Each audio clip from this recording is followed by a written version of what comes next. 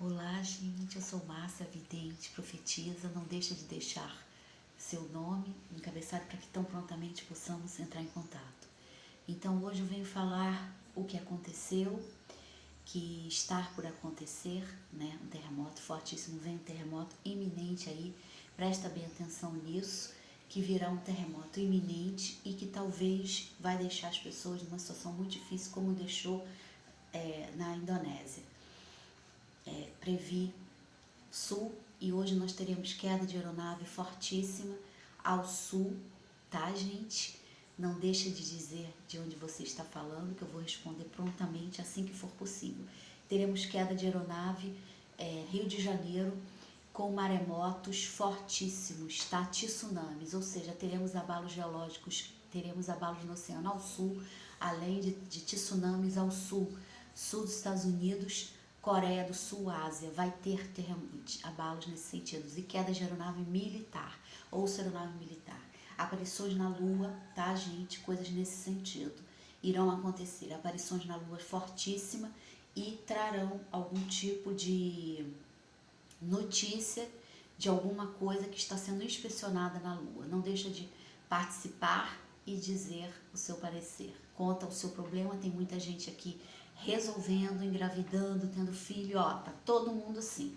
Então vamos, gente, vamos abrindo, vamos falando, que a gente possa ter mais ou menos uma noção, não é verdade? Então hoje eu vim falar sobre a história de Paulo de Tarso. Paulo de Tarso era uma pessoa irreversível. Quantas pessoas nós temos em nossas vidas que são irreversíveis? Quantas pessoas que têm uma conduta perseguitória, que têm uma conduta desleal, muitas vezes que magoam, machucam, usam máscaras e estão constantemente ao nosso redor. Essas situações não são intrínsecas só a Paulo de Tarso há 3.000 anos, há 2.000 anos atrás, há 1.000 anos atrás. Ou seja, isto está reverbando ainda na vida da mente das pessoas como uma postura de caráter, uma postura de ensinamentos e principalmente uma postura de Deus. Porque Paulo de Tarso tinha escamas nos olhos. E quando Deus tocou aquele coração, as escamas praticamente saíram. E assim somos nós. Nós temos escamas nos olhos, ficamos presos a tentar mudar pessoas. Mudando pessoas, é como se empurrássemos uma árvore fortíssima e esta árvore, quando você se empurra esta árvore, ela perde suas raízes e você se cansa drasticamente, porque é um cansaço mental, é um cansaço da alma, é um cansaço espiritual. Tentar modificar uma pessoa, tentar fazer com que essa pessoa pense como nós ou como a gente quer, é ego, é manifestação do ego. A manifestação do ego dar-se em pessoas que desejam dominar as outras pessoas através de posturas e posições que as outras pessoas não querem, que as outras pessoas não estão nem aí. Então você está gastando o seu tempo, sua vida, querendo ser o Messias, talvez, da vida de alguém. E isto implica muita força e muita energia. Não é que você deva abandonar suas causas ou abandonar mas não impor-se tantas energias e tanta força quanto você está impondo. Lembra-se de Paulo de Tarso. A hora dele chegará, como a hora de todos nós, todo joelho se dobrará e toda língua confessará. Então, para que tanta pressa? Existe um ditado muito antigo tibetano que diz que quando não há solução, não devemos nos preocupar. Quando há solução, não devemos nos preocupar. E quando não há, não devemos nos preocupar mais ainda. Então, não gaste forças desnecessárias, situações irrecuperáveis, situações onde você se desgasta. Ter ódio, ter raiva, ter mágoas é atirar uma flecha e esta flecha atingir o seu próprio peito. São duas flechas, porque uma vai atingir o seu peito. Sempre quem lança alguma coisa ou quem pratica algum ato errado, não se ligando a pessoas, porque ligações são sentimentos. E quando temos sentimentos que não são bons, praticamos o egoísmo, ou seja, tentar mudar uma pessoa, tentar praticar algum tipo de força mental, seja dentro da sua casa, seja com seu marido, seja com seus filhos, seja com a sua família, seja com alguém. Mudar a natureza de uma pessoa simplifica que você está tirando uma flecha e esta flecha vai ferir o seu próprio coração, porque esta pessoa vai alterar a vida dela e ela vai responsabilizar toda essa alteração na sua própria existência, ou seja, na sua própria comando. Então não comande pessoas além do que elas podem suportar e não suporte tamanho peso de pessoas extremamente tóxicas, extremamente negativas, porque você quer, porque você está apto a isso. Não existe Messias para estar apto a isso. A aptidão é Jesus, a cura é Jesus.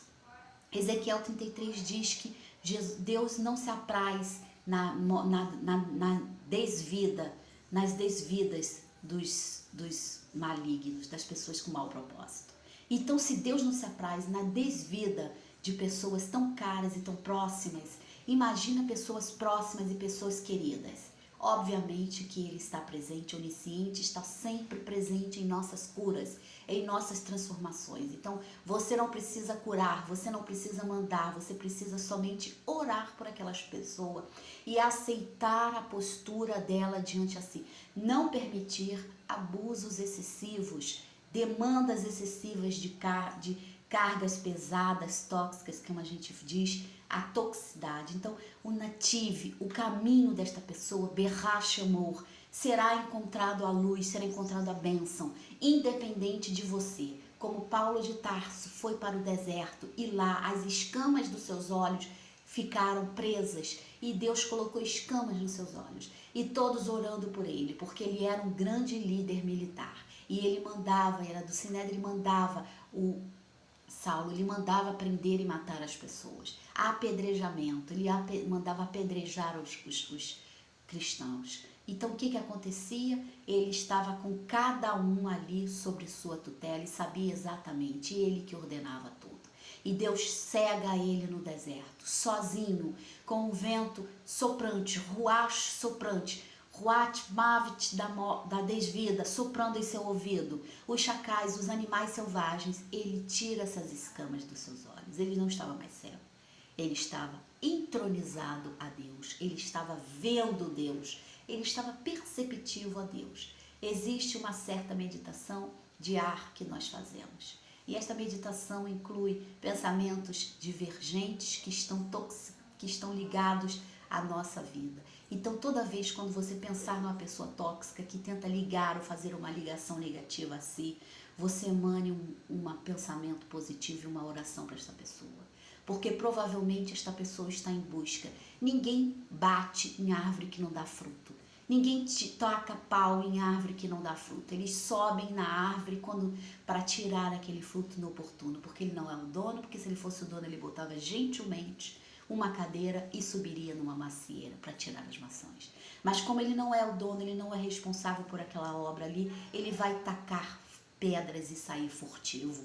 Então as árvores que não são produtivas, elas não existem, elas não fazem diferença no Planalto. Mas as árvores que são produtivas e que estão à mercê da cobiça, elas são tremendamente fortes e tremendamente preparadas, porque elas já estão com o induto à frente do apedrejamento.